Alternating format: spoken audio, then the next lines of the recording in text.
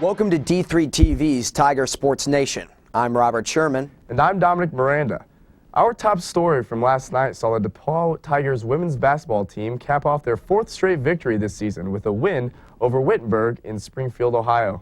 Claire Ryan was the team leading scorer, finishing with 12 points in the game. Ryan also had 3 steals, an assist, and a rebound. Emily Buddy was right on her heels with 11 points and tallied 4 rebounds herself. Colleen Connors added 10 points off the bench, and both Taylor Howard and Abby Keller combined for 17 rebounds. The Tigers were able to overcome an evening where they turned the ball over 19 times in order to get the victory. Only one player reached double-digit scoring for Wittenberg last night, and that was Michelle Brunswick, who had 10 points scored. Brunswick tallied 5 steals and picked up 4 boards as well in the losing effort. The last time these two teams faced, Wittenberg was only able to score 7 points in the first half. While Wittenberg was much more competitive this time around, DePaul was still able to outlast their conference adversaries. DePaul finished the game out-rebounding Wittenberg 41-30 and shot 83% from the free throw line. The victory pushes DePaul to 11-3 in conference play and 17-6 on the year as a whole, while maintaining second place in the NCAC. DePaul will be back to action this Saturday at 3 p.m. when the Tigers host the Kenyon Ladies at the Neal Fieldhouse. In other news, the men's basketball team got back to action last night as well, but had a less than favorable result. The Tigers fell to Wittenberg last night by a final score of 85-53. David Vogel was the sole Tiger to reach double-digit scoring as he scored 11 points off the bench, which included a trio of 3-pointers. Season-leading scorer Luke Latner only took 2 shots from the floor last night, missing both and finishing the game scoreless. Last night marks the first scoreless outing for Luke Latner this year. Freshmen Andrew Coos and Pete Healy both were the team-leading rebounders with 3 apiece. Chris Burrow scored 8 points, and both Nate John and Bradley Fay tacked on 7. DePaul finished shooting just 34% from the floor and 31% from three-point territory. Rebounding was an abject disaster for the Tigers as they were out-rebounded 45-18. The Tigers are now sitting in 9th place in the NCAC and are 2 games behind Kenyon. If the Tigers do not climb to 8th place, they will miss the conference tournament 1 year after being the unlikely champion. The Tigers will have a huge conference matchup this Saturday at home against Kenyon before hosting Wabash College on Wednesday. We're going to step away for a short break, but when we come back, we'll be breaking down everything track and field. Stay tuned for that right after this.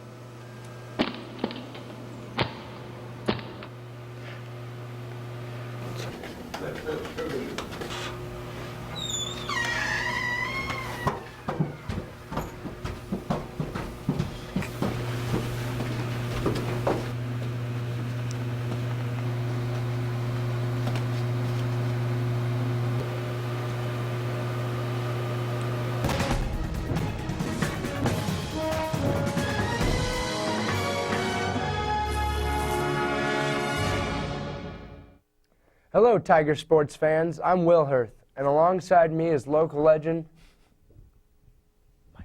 Michael Jennings. We're here today to bring to you the latest and greatest news in track and field. The Tigers hosted their annual Tigers Small College Indoor Invitational last Friday, February 5th, where they finished third overall out of 8 schools. There were numerous Tigers that contributed heavily to their podium finish. Marc Dozier demolished his competition by launching a throw of 17.23 meters in the shot put, shattering his previous school record. Nate Baker placed right behind his fellow teammate with a throw of 13 meters. Dozier now holds the longest toss in Division III so far this year. Freshman and good friend Johnny Miller paved his way onto the collegiate scene, winning the long jump with a leap of 6.11 meters. Paul Christian matched this performance, getting the win in the 3,000-meter run with a time of 9 minutes and 6 seconds. Now moving on to the women's side of things, DePaul totaled 36 points and finished 6th among 8 schools at the Tiger Small College Invitational at the DePaul Indoor Tennis and Track Center. Marion, Indiana won with 148 points, while Franklin was in second with 114, and Hanover came in with the bronze at 92. 3 Tigers posted third-place finishes, including Caitlin Dannon with a 60-meter dash time of 8.14. Ellie Sheffield, also in the 60-meter hurdles, came in third with a 10.22 time. Katie Manilow also placed third in the weight throw with a 12.12 meter toss. Manilow was also fourth in the shot put with an 11.01 meter toss, as was Dylan Palmer in the pole vault with a 3.05 meter jump. Kayla Contra turned in a 5th place showing at the triple jump with an 8.96 meter jump and was 8th in the long jump with a 4.03 meter. Maggie Royalty rounded out DePaul's scores with a 6th place finish in the 60-meter dash in 8.29 seconds. DePaul men's and women's track and field returned to action on Saturday, February 13th when it hosts the DePaul Invitational. That's all we have for you on track and field. Stay tuned for a lacrosse preview just coming up.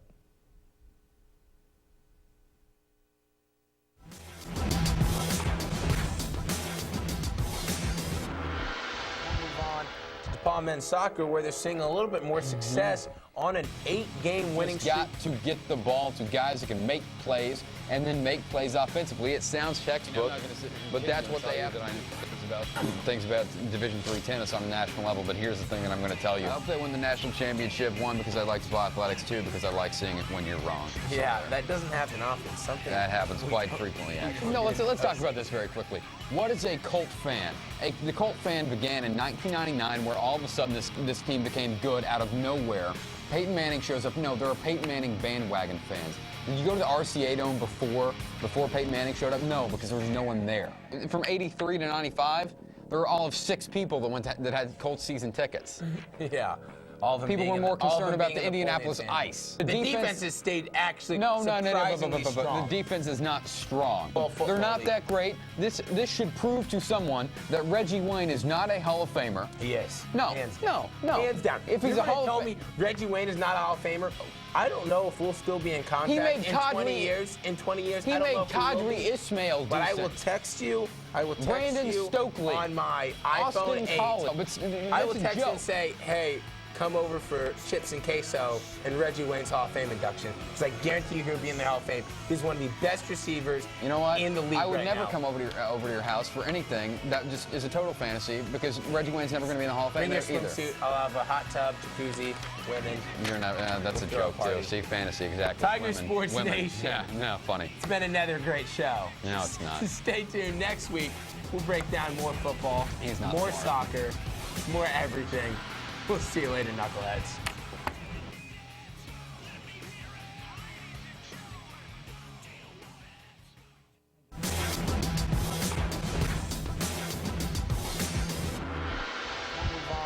DePaul men's soccer, where they're seeing a little bit more success on an 8-game winning streak. Got to get the ball to guys that can make plays and then make plays offensively. It sounds textbook, but that's what they have. about Division III tennis on a national level, but here's the thing that I'm going to tell you. I hope they win the national championship, one, because I like spa athletics, two, because I like seeing it when you're wrong. Yeah, that doesn't happen often. Something That happens quite frequently, actually. No, let's talk about this very quickly. What is a Colt fan? The Colt fan began in 1999, where all of a sudden this team became good out of nowhere. Peyton Manning shows up. No, there are Peyton Manning bandwagon fans. Did you go to the RCA Dome before Peyton Manning showed up? No, because there was no one there.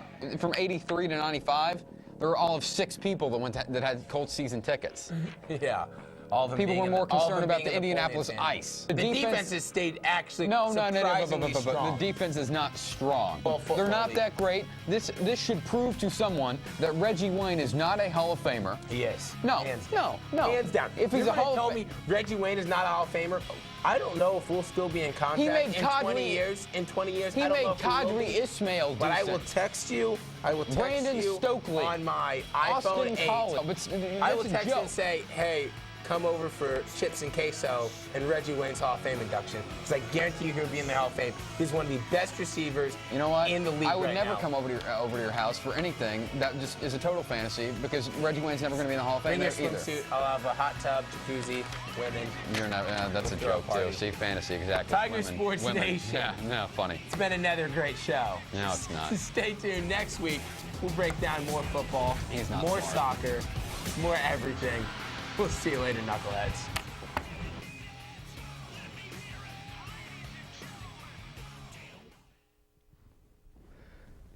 Welcome back to Tiger Sports Nation. I'm Nate Spangle, and with me tonight is Riley Duty. Tonight we are going to be talking about the men's and women's lacrosse teams and get a preview of what is to come this season. The Lady Tigers lacrosse team is entering their 4th season as a program and beginning the third season under Julia Sargent. Sargent boasts a 10-19 career record in her 2 years at DePaul, and looks to build off her ladies' 7-9 season last year. The Tigers have 3 seniors that have been with them since the women lacrosse's induction of a sport. Elizabeth McCracken, Mary Claire Heldring, and A.B. Simbley are all seniors this year and are 3-time letter winners for the team. With these 3 seniors, the Tigers also bring in 9 new freshmen who seem very excited for this new opportunity at the collegiate level. That they do, Riley. I happen to be friends with a couple of the players, and there's nothing but positive vibes coming from them and about this upcoming season. I had a chance to observe one of the team's workouts this week, and let me tell you, those girls are getting after it. Not only are they working hard physically, but they're mentally focused as well. I saw a look in their eyes that honestly scared me a little bit. It was very intense, and they had a lot of desire. I totally agree with you, Nate. They have a few key players coming back this year that are looking to make an impact. Sophomore Emma Flynn is returning to her spot on the Tiger offense after an impressive season last year where she brought home an all-conference bid and the title of the Rookie of the Year. They're also returning last year's offensive MVP, Nicole Gibson. Nicole is in her junior year here and is looking to have a standout season. When we look at the midfield, I'd like to take a close look at senior captain of the team, Mary Claire Heldring. She is a very strong leader and she is motivated. She's going to keep her team motivated throughout the season. Yeah, Nate, and looking at the defensive side, we have another senior, Abby Snively, who is the captain of this defensive unit. She's accompanied by junior goalie Liz Hawkins, who received all conference honors for her performance last season, which included most saves in the conference. We hope to see nothing but excellence from our Lady Tigers this year, and we wish them the best of luck. Now let's look at what's going on the men's side of lacrosse. For the men's team is also entering its 4th year under head coach Carl Haas. Haas has a 9-35 career record with the Tigers. This year's roster boasts 50 players, and with 19 of them being freshmen. Of those 19 freshmen, there are quite a few of them that hope to contribute throughout the year. A few notable freshmen that both hail from the Chicagoland area are Steen Jorgensen and Joe Garvey. Steen Jorgensen comes from New Trier High School, and if you know anything about Illinois high school lacrosse, you know that they are a powerhouse team. He stands at towering 6 foot 1 inch tall and weighs at 165. He plays on the attack side of the field, and I'm told that no one can score quite like Steen. The other freshman we want to talk about today is Joe Garvey, or as his friends like to call him, Dirty J Garv. Garvey stands at 5 foot 6 inches tall and weighs only $135, but he fights with the heart of a lion. Garvey's the face-off man. They put him out there to get the ball because he is scrappy. Garvey's talents are unmatched in this area, but it looks as if there are some areas he struggles with. Yeah, teammates call him the Johnny Manziel of the lacrosse team. He earned this nickname because he has incredible talent, but he always seems to come up with those big plays. But let's talk about someone who gets the job done on and off the field. 3-time letter winner Connor Patterson looks to come back and play a big role for the Tigers this year. Having this type of experience is going to be a crucial part of this young team's success, Nate. The lacrosse team has really been putting in the work. I saw some of the players on the team waking up at 6 o'clock in the morning to go run and make themselves better for the season. The men traveled to the University of Indianapolis on Saturday where they kicked off their season with a scrimmage. Unfortunately, the matchup did not go the way the Tigers would have liked it. They fell to the Greyhounds, but it was only a scrimmage and will not go on their record. Yes, and the University of Indianapolis is a Division II school, so the Tigers were a little outmatched by this larger adversary. But they look to turn things around in their season opener against Rhodes on the 20th. Face-off starts at 1. That's all we have for the lacrosse report tonight. Okay, good. Thank you. Oh. Jiminy Christmas. Move on to DePaul men's soccer, where they're seeing a little bit more success on an 8-game winning Just got streak. to get the ball to guys that can make plays and then make plays offensively. It sounds textbook, but that's what they have. Things about Division III tennis on a national level, but here's the thing that I'm going to tell you. I hope they win the national championship, one, because I like to play athletics, two, because I like seeing it when you're wrong. Yeah, that doesn't happen often. Something That happens quite frequently, actually. No, let's talk about this very quickly. What is a cult fan? The cult fan began in 1999, where all of a sudden this team became good out of nowhere. Peyton Manning shows up. No, there are Peyton Manning bandwagon fans. Did you go to the RCA Dome before Peyton Manning showed up? No, because there was no one there. From 83 to 95, there were all of 6 people that had Colts season tickets. Yeah. All of them People being were more all of them concerned about being the in Indianapolis Points, Ice. The defense has stayed actually surprisingly But strong. the defense is not strong. Well, football They're not league. that great. This should prove to someone that Reggie Wayne is not a Hall of Famer. He is. No, Hands down. no. Hands down. If he's You're a gonna Hall tell of me Reggie Wayne is not a Hall of Famer, I don't know if we'll still be in contact He made in 20 years. In 20 years, He I don't made know if we will Kadri be. Ismail But I will decent. text you. I will text Brandon you Stokely. on my iPhone Austin 8. Collins. I will That's a text you joke. and say, hey, come over for chips and queso and Reggie Wayne's Hall of Fame induction. Because I guarantee you he'll be in the Hall of Fame. He's one of the best receivers You know what? in the league I would right never now. come over to your house for anything. That just is a total fantasy because Reggie Wayne's never going to be in the Hall of Fame Bring your there either. swimsuit. I'll have a hot tub, jacuzzi, women. You're not. That's a Throw a joke too. party. See, fantasy exactly. Tiger Sports Nation. Yeah, no, funny. It's been another great show. No, it's not. Stay tuned. Next week, we'll break down more football, He's not more smart. soccer, more everything. We'll see you later, knuckleheads.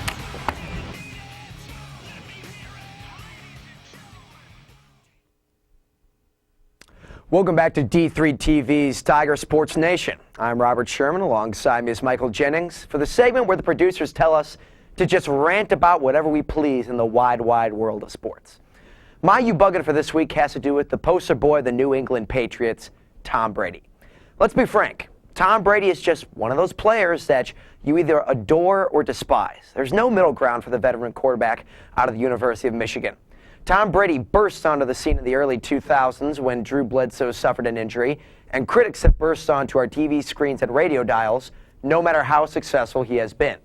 Tom Brady, while a surefire Hall of Famer, is often labeled as a crybaby, a complainer, and a whiner on the field.